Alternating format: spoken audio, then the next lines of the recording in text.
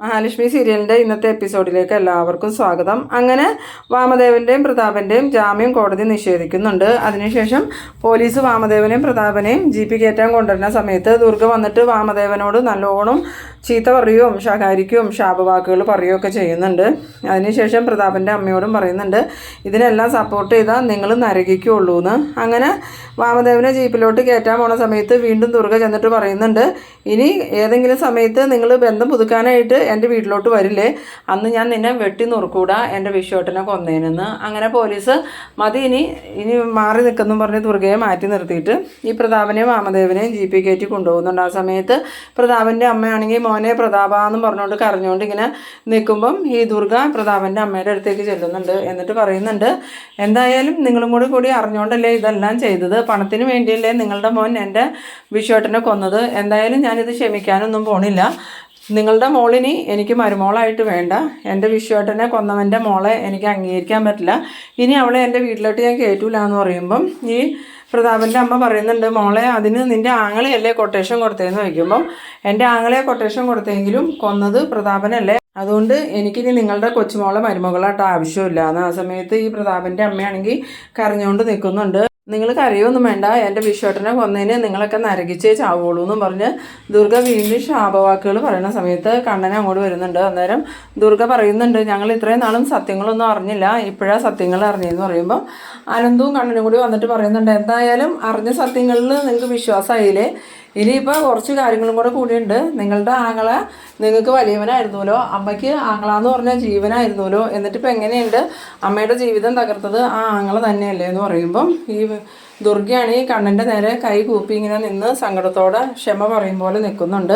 പിന്നീട് ദുർഗയെ ഉണ്ണി വിളിച്ചുകൊണ്ട് പോകുന്നുണ്ട്.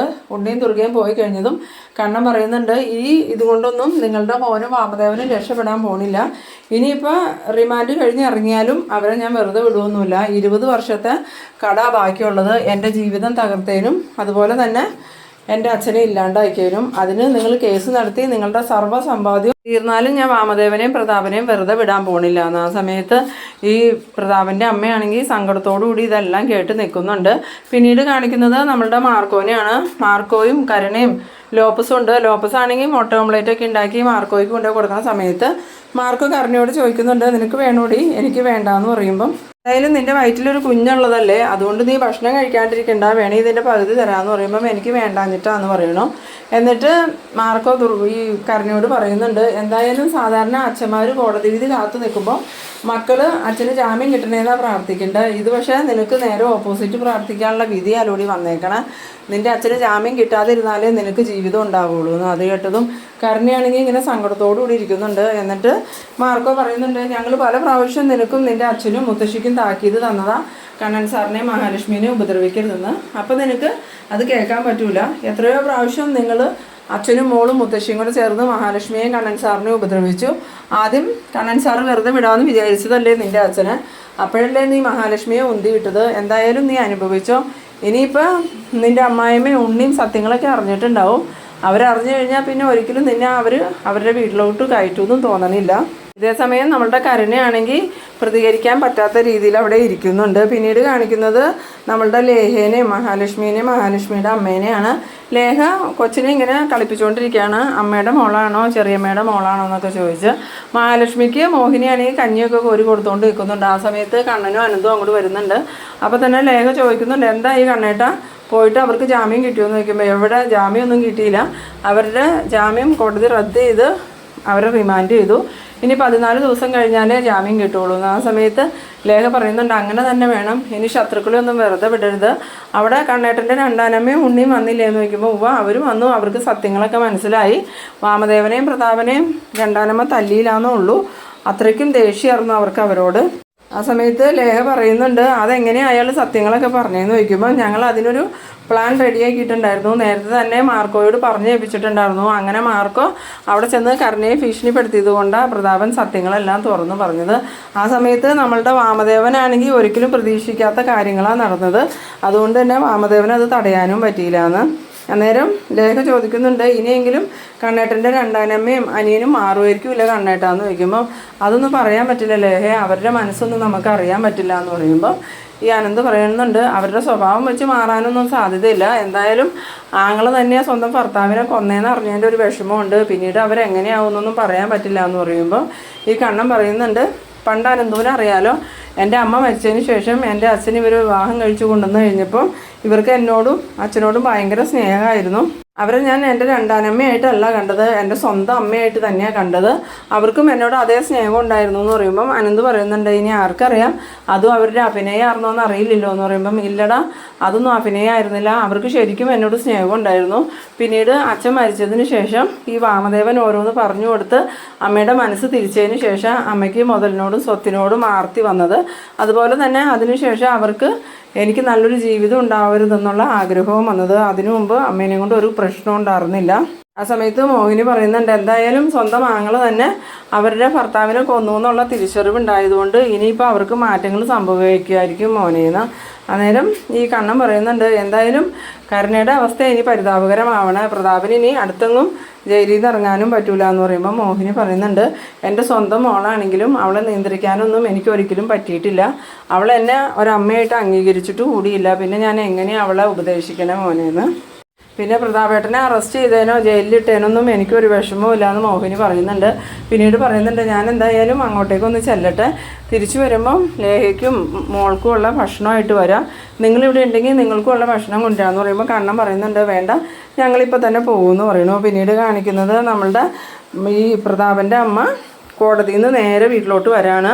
വീട്ടിൽ വന്നതും കാരണം മുത്തശ്ശീനെ കണ്ടതും മുത്തശ്ശിയുടെ അടുത്തേക്ക് എഴുന്നേറ്റ് ഓടുന്ന സമയത്ത് മാർക്കോ പറയുന്നുണ്ട്, നിക്കടി എവിടെയെന്ന്. എന്നിട്ട് കോടതിയിലെ കാര്യങ്ങൾ എന്തായി, പ്രതാപന് ജാമ്യം കിട്ടിയോന്ന് ചോദിക്കുമ്പം ഇല്ല ജാമ്യം കിട്ടിയില്ല, ഞാൻ അവിടെ ചെന്നതും പ്രതാപനോട് കാര്യങ്ങളൊക്കെ പറഞ്ഞായിരുന്നു. അങ്ങനെ കോടതി പ്രതാപനെയും വാമദേവനെയും റിമാൻഡ് ചെയ്തു.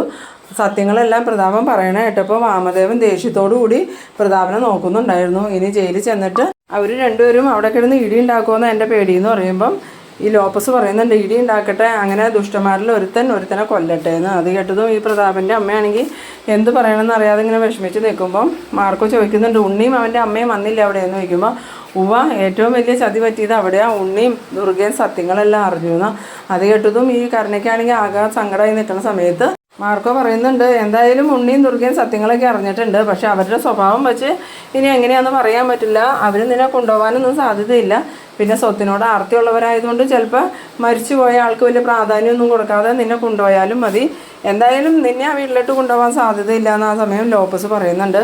എന്നിട്ട് പറയുന്നുണ്ട്, അത് കണ്ണൻ സാറിൻ്റെയും ലക്ഷ്മി ചേച്ചിയുടെയും വീടല്ലേ, ഇനി ഇവിടെ അങ്ങോട്ട് കയറ്റാൻ അവർ സമ്മതിക്കുമോയെന്ന്.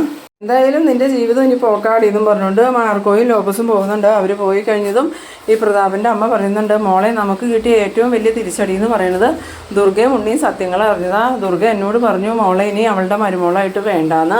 അപ്പോൾ ഉണ്ണിയേട്ടൻ എന്താ പറഞ്ഞതെന്ന് ചോദിക്കുമ്പം ഉണ്ണി പ്രത്യേകിച്ചൊന്നും പറഞ്ഞില്ല, അവനതെല്ലാം കേട്ട് മിണ്ടാതെ നിന്നിട്ട് അവൻ്റെ അമ്മേനെയും വിളിച്ചുകൊണ്ട് പോയി എന്ന്. അന്നേരം കരുണ പറയുന്നുണ്ട്, ഉണ്ണിയേട്ടൻ ഇനി എന്നെ വിളിക്കാൻ വന്നില്ലെങ്കിലും എനിക്ക് കുഴപ്പമൊന്നുമില്ല മുത്തശ്ശി എന്ന് പറയുമ്പം, അതെങ്ങനെയാണ് മോളെ ശരിയാവണേ, മോളുടെ അച്ഛനാണെങ്കിൽ ഇപ്പോൾ ജയിലിലല്ലേ, അതുമാത്രമല്ല നമ്മളുടെ സർവ്വസമ്പാദ്യവും നഷ്ടപ്പെടുന്ന അവസ്ഥയാണ്, നമ്മളെങ്ങനെ ജീവിച്ചവരാ, നമ്മളിനി ഒരു ഗതിയില്ലാത്തവരായി തീരും. അതുകൊണ്ട് മോളെ എങ്ങനെയെങ്കിലും ഉണ്ണിയുടെ കൂടെ തന്നെ പോകണമെന്ന് പറയുമ്പോൾ കരുണ പറയുന്നുണ്ട്, അതിനി എന്നെ അവരുടെ വീട്ടിലോട്ട് കയറ്റുക മുത്തശ്ശിന്ന്. പിന്നീട് കാണിക്കുന്നത് നമ്മളുടെ സീമന്തിനെ ആണെങ്കിൽ TV ഓൺ ചെയ്ത സമയത്താണ് TV-യിൽ ന്യൂസ് കാണുന്നത്. അത് വേറൊന്നുമല്ല, ഈ വിശ്വനാഥൻ്റെ കൊലപാതകത്തെക്കുറിച്ച് തന്നെയാണ് TV-യിൽ ന്യൂസിൽ പറയണത്. വിശ്വനാഥൻ എന്ന് പറയുന്ന ഒരാളെ പ്രതാപനും വാമദേവനും ചേർന്ന് അരും കൊല ചെയ്ത കഥയാണെന്നും പറഞ്ഞ് ഈ ന്യൂസ് വായിക്കുന്ന ആൾ പറയുന്നുണ്ട്. ആ സമയത്ത് ഈ മഹാലക്ഷ്മി അതിന് ദൃക്സാക്ഷിയായിരുന്നു എന്നും 20 വർഷങ്ങൾക്ക് ശേഷം ദൈവത്തിൻ്റെ ഇടപെടൽ കൊണ്ട് ആ കേസ് തെളിഞ്ഞെന്നൊക്കെ ഇങ്ങനെ പറയണായിട്ടതും സീമന്തിനെ ആണെങ്കിൽ TV ഓഫ് ചെയ്തിട്ട് ഈ മേഘനാഥൻ്റെ റൂമിലേക്ക് ചെല്ലുന്നുണ്ട്. എന്നിട്ട് പറയുന്നുണ്ട്, എടാ മേഘ ആകെ പ്രശ്നമായിടാ, TV-യിലൊക്കെ വാർത്ത വന്നു നിൻ്റെ അച്ഛൻ്റെയും പ്രതാപൻ്റെയും എല്ലാ പ്രവൃത്തികളും, എന്തായാലും ഇനി പുറത്തിറങ്ങി നടക്കാനും പറ്റൂല, അതുമാത്രമല്ല നിൻ്റെ പെങ്ങൾക്ക് ഇനി നല്ലൊരു വിവാഹാലോചനയും വരില്ല, ഒരു കൊലയാളിയുടെ മകളെ ആരാടാ വിവാഹം കഴിക്കണേ, ഇനിയിപ്പോൾ അങ്ങനെ വന്നാൽ തന്നെ അതാരെങ്കിലും സ്ത്രീധനം മോഹിച്ച് വന്നെയായിരിക്കും, അങ്ങനെ വരുന്നവർക്ക് കൊടുക്കാൻ എൻ്റെ കയ്യിൽ പൈസയുമില്ല, ഇപ്പം തന്നെ കേസ് നടത്താൻ വേണ്ടി എല്ലാം വിറ്റ് തുളയ്ക്കേണ്ടി വരും, അതുമാത്രമല്ല നിന്നെ ചികിത്സിക്കാനും വേണ്ടയുടെ കാശെന്ന് വയ്ക്കുമ്പോൾ മേഘനാഥൻ കരയുന്നുണ്ട്. ആ സമയത്ത് പറയുന്നുണ്ട്, നീ ഇങ്ങനെ കരഞ്ഞിട്ട് എന്താടാ കാര്യം, നിൻ്റെ അച്ഛൻ ഒറ്റ ഒരുത്തൻ കാരണം എല്ലാ ജീവിതവും തകർന്നേ, ഇനിയിപ്പോൾ എന്ത് ചെയ്യും, സഹായിക്കുന്നവരോട് നല്ലോണം നിൽക്കാൻ പറഞ്ഞിട്ട് അയാളത് കേട്ടില്ല, അതിൻ്റെ ഫലം ഇപ്പോൾ അനുഭവിക്കണേന്ന്. അത് കേട്ടതും മേഘനാഥന് എന്തൊക്കെയോ പറയണമെന്നുണ്ടെങ്കിലും ഒന്നും പറയാനോ സംസാരിക്കാനോ പറ്റാത്ത അവസ്ഥയിൽ ഭയങ്കര വിഷമത്തോടുകൂടി തന്നെ മേഘനാഥൻ അങ്ങനെ കിടക്കുന്ന ആ ഒരു സീനിലാണ് ഈ എപ്പിസോഡ് അവസാനിക്കുന്നത്. അപ്പോൾ നിങ്ങൾ എൻ്റെ വീഡിയോ ആദ്യമായി കാണുന്നവരാണെങ്കിൽ ചാനലൊന്ന് സബ്സ്ക്രൈബ് ചെയ്യാനും എൻ്റെ വീഡിയോ നിങ്ങൾക്ക് ഇഷ്ടമായാൽ ലൈക്ക് ചെയ്യാനും ഷെയർ ചെയ്യാനും മറക്കരുത്. അപ്പോൾ ഇതുപോലെ ഇൻട്രസ്റ്റിംഗ് ആയിട്ടുള്ള അടുത്തൊരു എപ്പിസോഡുമായി നമുക്ക് വീണ്ടും കാണാം. അതുവരേക്കും ബൈ ബൈ.